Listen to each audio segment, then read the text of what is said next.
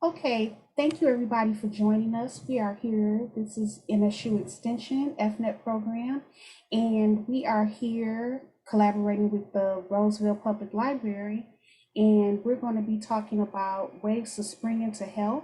Today, we're going to be talking about eating healthy on a budget. So let's get started.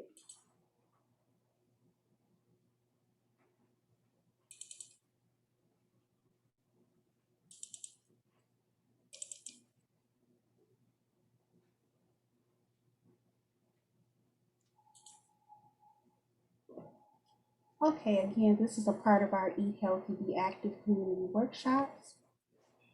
And this is our Injustice for All. And it's just to let you know that MSU is an affirmative action, equal opportunity employer. Michigan State University Extension programs and materials are open to all without regard to race, color, national origin, sex, gender identity, religion, age, weight, height, disability, political beliefs, sexual orientation, marital status, family status, or veteran status. So today we're just going to be focusing in on lesson 3, which is eating healthy on a budget.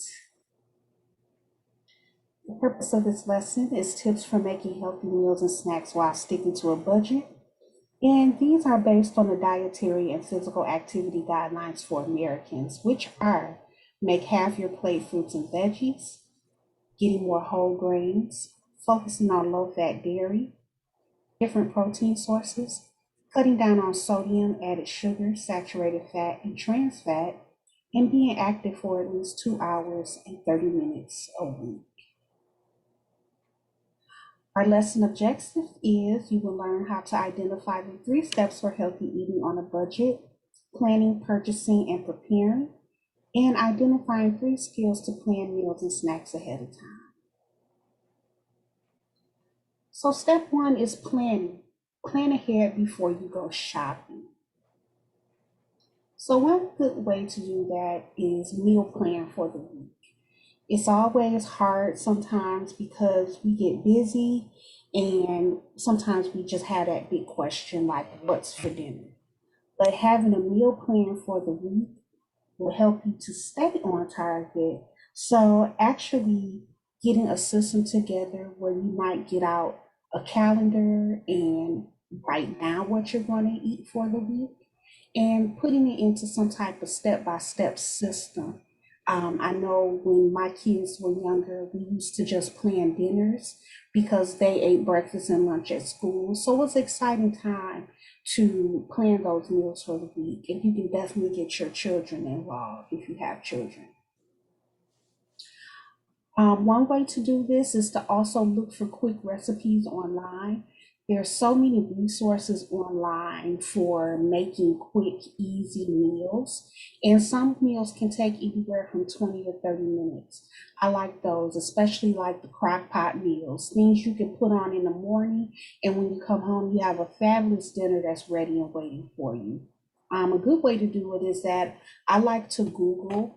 So if I want to make chicken and I have chicken and rice, I'll Google quick and easy chicken and rice recipes, and you will be surprised. Hundreds of recipes will pop up, and those are really good.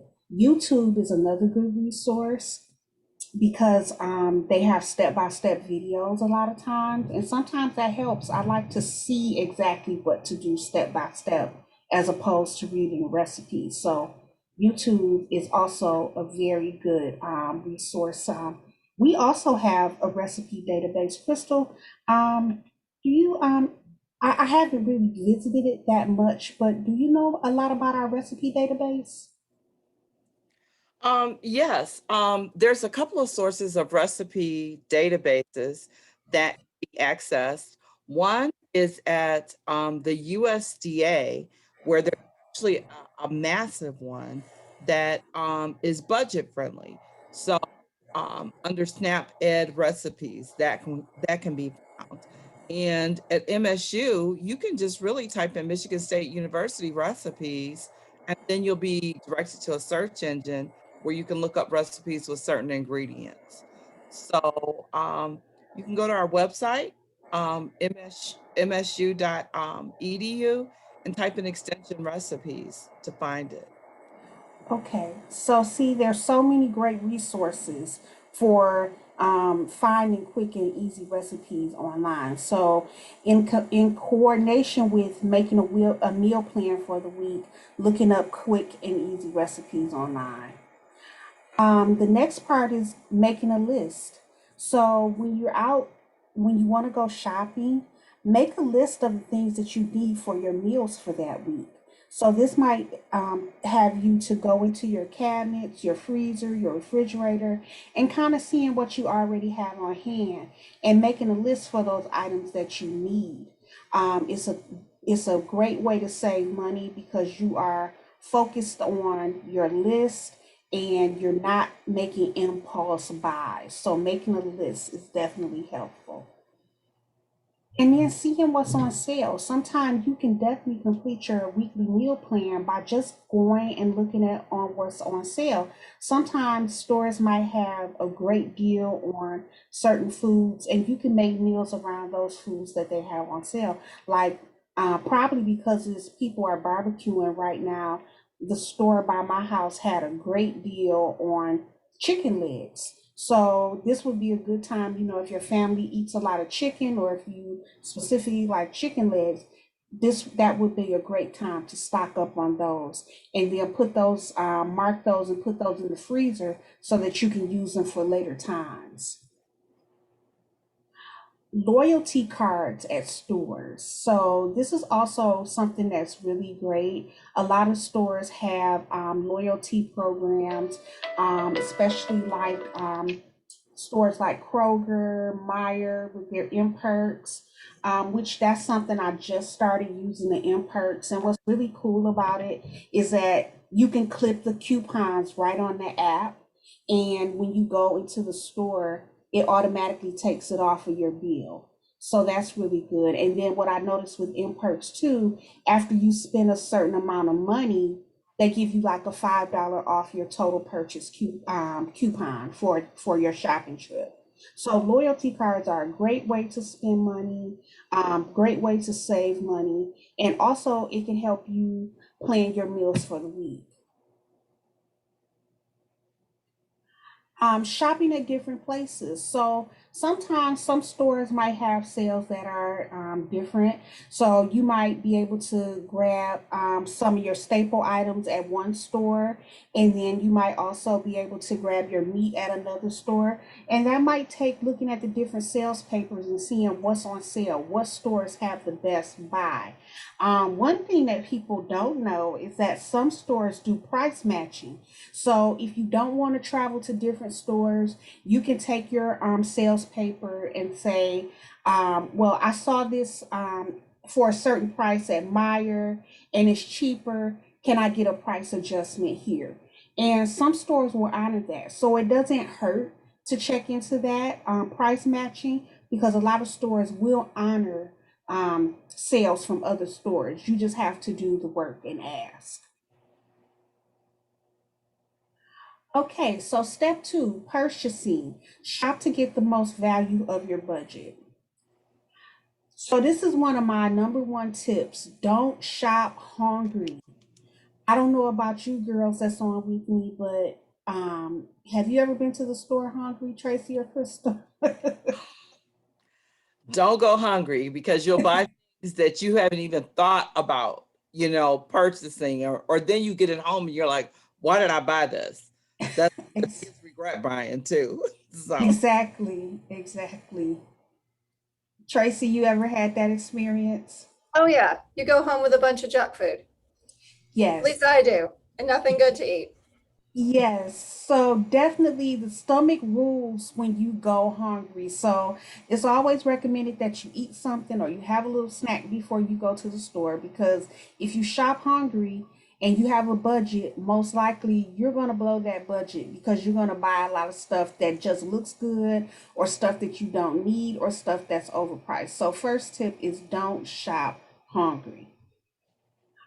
The second tip is food safety with refrigerated items. So, especially now, since it's definitely starting to warm up, You want to be really mindful about having perishable items and how you transport those for safety, especially if you're traveling quite a distance from your home to your store, or you're traveling and you're going to different stores. You want to make sure that that perishable food does not go bad when it's in the car, because it can happen really fast, especially when the weather is hot.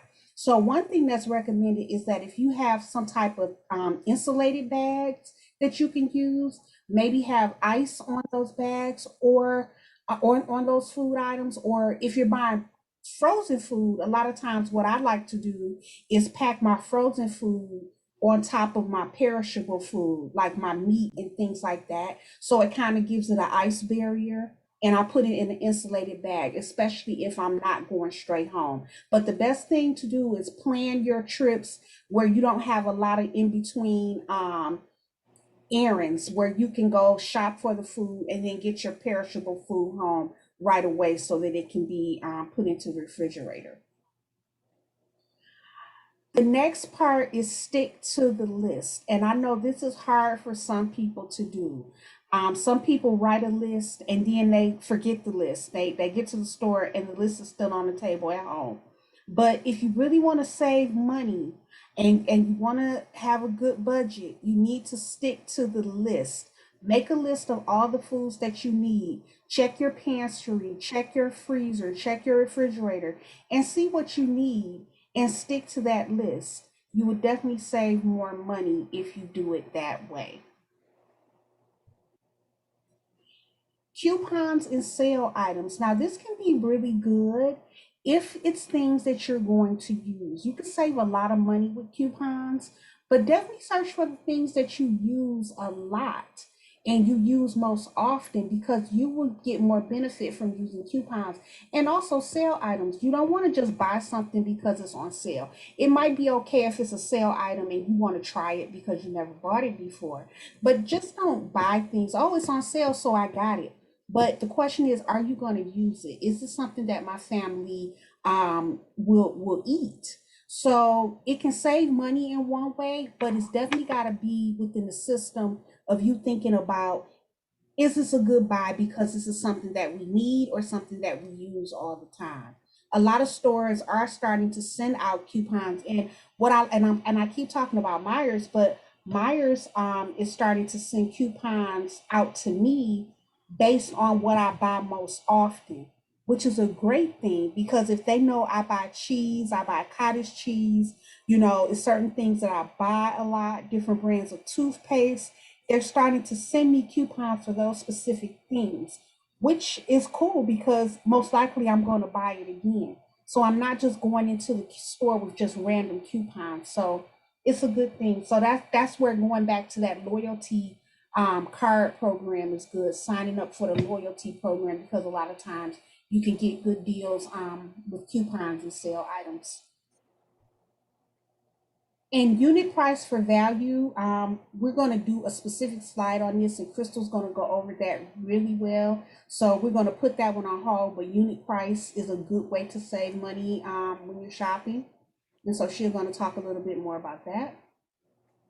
And then buying store brands. So a lot of people have a lot of brand loyalty where they feel like, well, I have to buy this particular brand.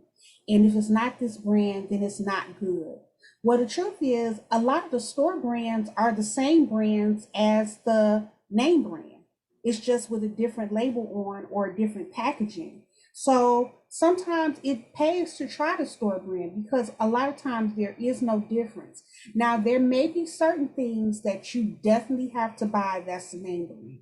I'm like that with certain things, but for the most part, I'm pretty flexible with the different brands that I buy. And that's what it's about, being flexible. You might have one thing that you're really loyal to, like you might like a certain brand of juice, and that's the brand for you. And so you stick with that brand. But then with other things that don't really matter as much, it's pretty much the same. You can definitely save money if you go toward the store brand. And then the last one is in season fruits and vegetables. So this is a great time right now. Summertime, we get a lot of fresh fruits and vegetables that are in season right now. So this is a good time to definitely stock up on fresh produce. You know, instead of maybe buying canned and frozen, which is nothing wrong with that. But this is a good opportunity to get some of those in season fruits and vegetables while they're at the good price, the best price. Because in the winter, when, you know, when it gets a little colder, we can still get some of those vegetables and fruits, but we're going to pay more for them because they're not in season. So it'd be a good time to like stock up on certain fruits that you like and you want to have them for winter. You could cut them up and freeze them for later. You know what I'm saying? Or if you like canning, you can can your vegetables for later. So there's so much you can do to save money right now. And in season fruits and vegetables, even going to the farmers market. The farmers market are it's a great place to get some deals on produce. So definitely something to look at. Okay, so step three, preparing and making cost-cutting meals. Preparing meals in advance. This is something that I like to do. Crystal and Tracy, I don't know if this is something you guys have ever really thought about. Have you ever prepared any meals in advance or any thoughts on that?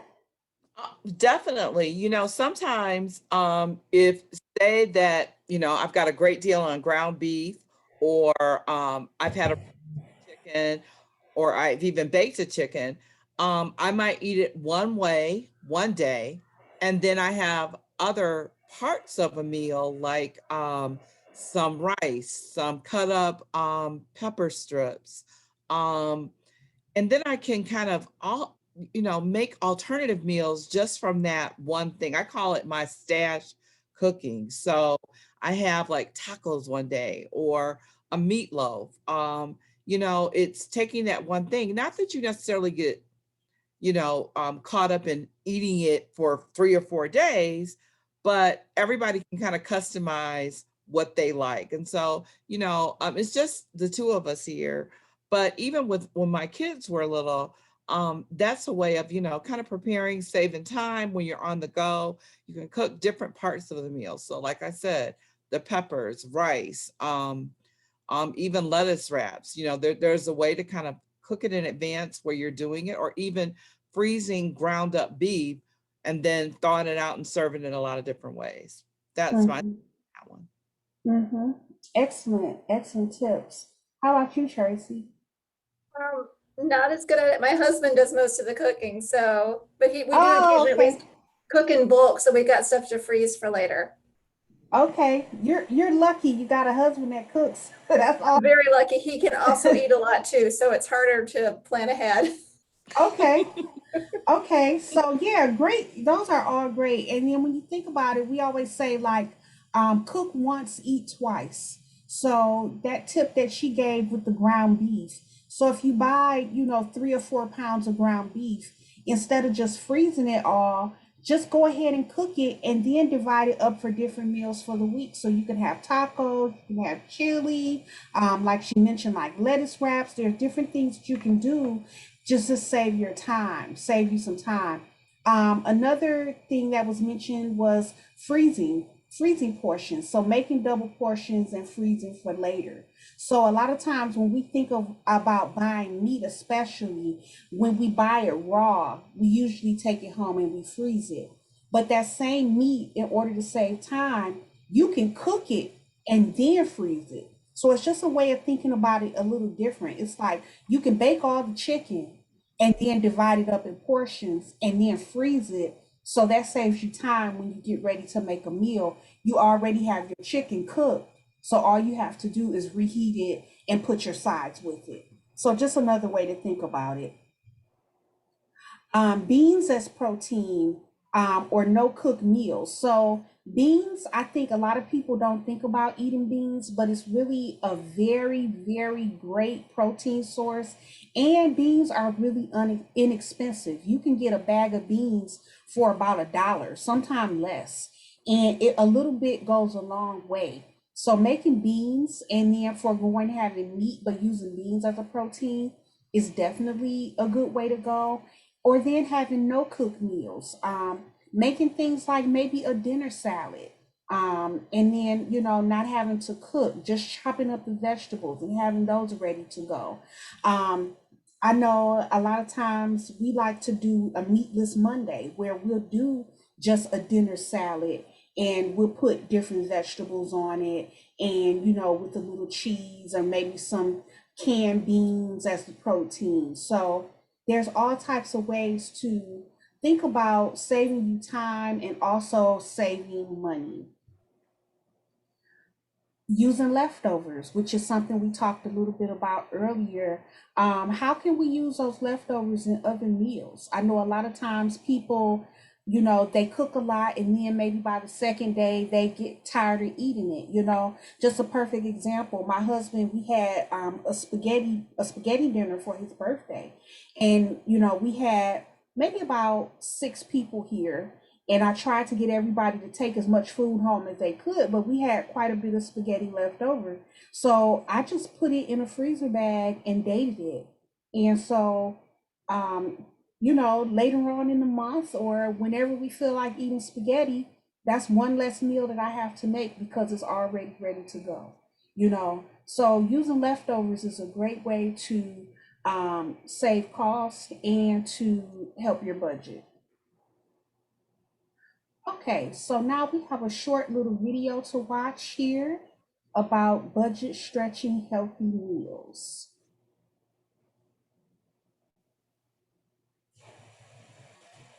First, can you guys hear it? Can you guys, when I started it, could you hear it? Yes. Okay,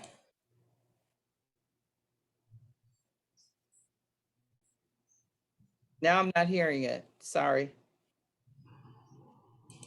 you can't hear it. No. I can't hear it either. Okay. Watch this video to learn tips to help you pick and prepare healthy foods without breaking the bank. We're working on saving up for a family vacation, so to save money, we always plan ahead before grocery shopping. We flip through the store flyer that comes in the mail and circle the sale items. Then we make our shopping list and stick to it in the store. That way we're not tempted to buy items on impulse and off our budget. To get the most value for our money, we buy fruits and vegetables in season. If we want something out of season, like berries or green beans, we buy the frozen kind. They're as good for you as fresh ones and can cost a lot less. And instead of buying pricier single servings, we buy value packs on sale. We eat some now and freeze smaller packs for later. Saves money. We go meatless a few meals a week. Beans or lentils with brown rice served with a side of vegetables, or a veggie omelet with a salad. My family eats well and my piggy bank is much fuller. Try our budget stretching tips. Buy sale items and shop with a list. Buy frozen. Buy in bulk. Repackage in smaller packages. And go meatless 1 or more days a week. Good for you foods at a good savings. For more information, go to www.health.gov/dietary guidelines. This presentation was brought to you by the U.S. Department of Health and Human Services.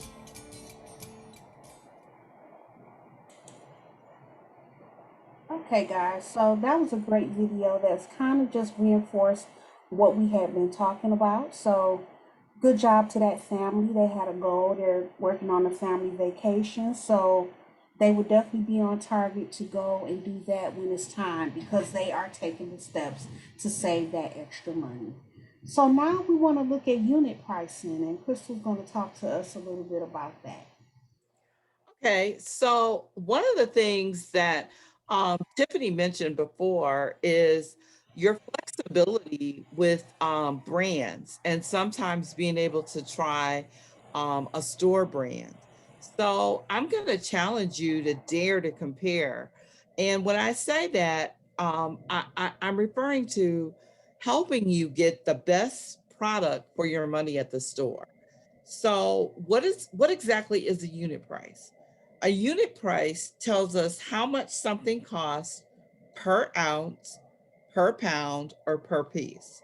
And this is especially helpful when you're determining what the best value is while grocery shopping. For example, when you're trying to decide whether a large or smaller version of an item is a better buy, or if you're simply trying to figure out which brand is cheaper, unit pricing is extremely helpful. Where do you find the unit price? The unit price is most of the time it's on the label that is attached to the market shelf. So the lower the unit price, the better the value. So I don't know if you see that little box where it says the unit price for that item is 24.9 cents per ounce. Remember I said it was going to be like whatever unit that item is. So it's 24 cents. Let's round it off to 25 cents per ounce. Okay. So the lower the price, again, the the lower the price, the better the value. Okay. Is there another slide? Mhm. So you see that the brand name cereal, you're going to get 14 ounces at $3.99 for $3.99. The store brand cereal is going to be 14 ounces for $2.50. Okay, which one has the better unit price? The brand name cereal is 28.5 cents per ounce, and the store brand cereal is 17.8 cents per ounce. So you can see that the store brand cereal is cost less and it has the better unit price. The cans, 24 ounces for $1.89 and 14 ounces for $1.29. So if you, so there you go. So 24 ounces, the 24 ounces is 7 cents per ounce, and the 14 ounces for 129 is 9 cents per ounce. So you can see that the larger can is the better value per ounce. Yes, even though the bigger can cost more, it's a better buy because of it's a the per ounce is cheaper. Mm-hmm. Yes. So one way to do quick math is, you look at the 14 ounces for 129, and if you bought two of those would be 28 ounces, but that would be almost 260. So you already automatically know just by doing that quickly that the 24 ounces is the better buy. Yes, that's a good way to look at it, Crystal, because sometimes you'll go into a store and you say, well, I'm going to just get 2 cans of green beans. And you look at if they're 129 a piece and it's 28 ounces, but then you go and you spend less on 24 ounces. It's only a difference of a few ounces, but it's cheaper to just buy the bigger can. That's right. That's right. So, I'm going to say, don't be afraid to try different brands. They may become your new favorite and they may save you money. A lot of stores may offer you a money back guarantee if their products don't meet your expectations. So check that out too. And then here's some suggestions for things that you may want to buy or avoid buying in generic. So a lot of things that um, like Tiffany mentioned before, are simply the name brands, just packaged differently. It could be cereal, spices, salt, sugar, canned soup, milk, peanut butter, pasta, or juice. Some things that you might want to buy, and it seems to be like a hit or miss with it, might be condiments, things that you add, add to a sandwich or things like that. That's hit and miss. And that might be something that you want to try. So it might be, with crackers. But and when I say that, you might want to do some additional label reading and look at the quantities of salt and fat when you're looking at something like crackers. But if you fill your cart with store brands, you can save an average of 30% at the store. So say, for instance, if you spend $100 a week on groceries, those savings will add up to more than $1,500 a year. So combining that with sales and coupons is a really good way to save money when you're shopping. Okay, thank you, Crystal. Okay, you're welcome. So tips for making changes. Cooking in large portions. So this can definitely be beneficial, as we talked about earlier, as far as breaking things down and freezing them for later times. Cooking in large portions can definitely help you to save money because you're not going out and buying multiple things. You're cooking one thing. It's like the saying, cook once, eat twice. So that's a good way to make some changes, which I just said, cook once, eat multiple times. Using the beans for protein, like I said, this is something definitely a good thing to try out. Using those beans, they're so much more, they're so inexpensive, they're so healthy as far as the vitamins and minerals they provide, and definitely a good way to save money. Drinking water, which you want to make sure that you stay hydrated, especially right now, because the weather is definitely changing. And drinking water definitely saves money over buying a lot of prepackaged beverages or sweetened beverages. So it's a definite way. It's definitely a way to cut your budget by cutting some of those out and just using those as an occasional thing, more so than an everyday thing. Decreasing packaged snacks. So that's a really good tip for people that have young children that snack a lot. Instead of buying the individual packaged snacks and things, you can buy the larger quantity and break them down into smaller packages.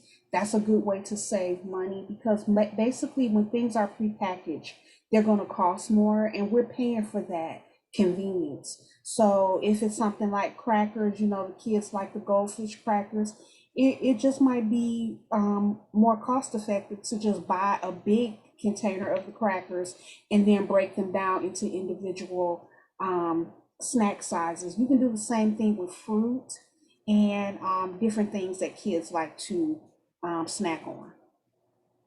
And even for yourself, I mean, you can portion it out, and that definitely saves you money and also helps you watch your calories. So physical activity, it's recommended that adults get about 2 hours and 30 minutes per week. Kids need 60 minutes each day. So for adults, a good way to kind of think about it is breaking it down into maybe like a 30-minute or 20-minute walk every day.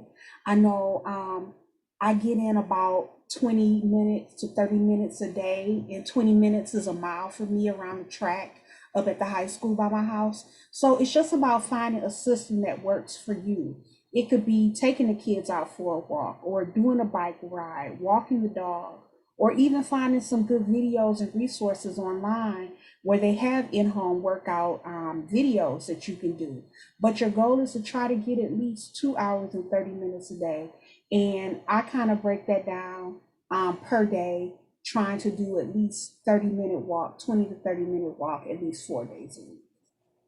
And then muscle strengthening activities 2 times a week. So exercises that will help strengthen your muscles. A good way to do that is doing like resistance training with resistance bands. You can get those really cheap online. And they have a lot of exercise resources online. We have a website that we use that's listed right below us with the Health and Human Services. They have a website that gives you different fitness programs. So that might be something to check out.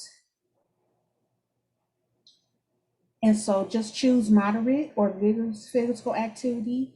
Try muscle strengthening activities 2 days per week and keeping track of how much you do. So there's also a lot of different apps that you can download to your phone that'll track your steps, that you can log in your workouts or any physical activity that you do. And sometimes that's a motivator to just kind of see your progress, to tracking it every day so that you can see where you start and where you end up going. Any questions about the physical activity or any tips?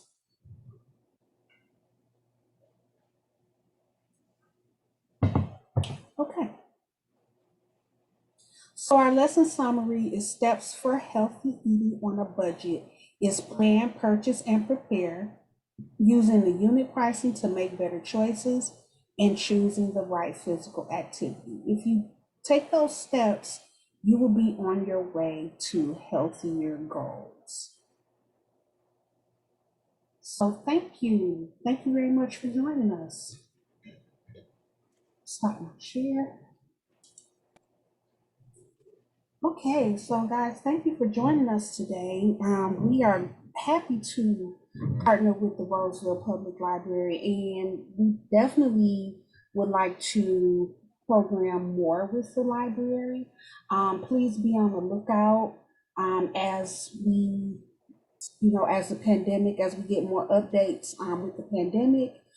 We should be going back to face-to-face programming in the near future. So stay on the lookout. You might see a program where we're coming straight to the library, maybe in the near future. But until then, we will keep partnering and doing these different Zoom classes so that you guys can learn ways to be more healthy and set healthy goals. So thank you, Tracy, for having us.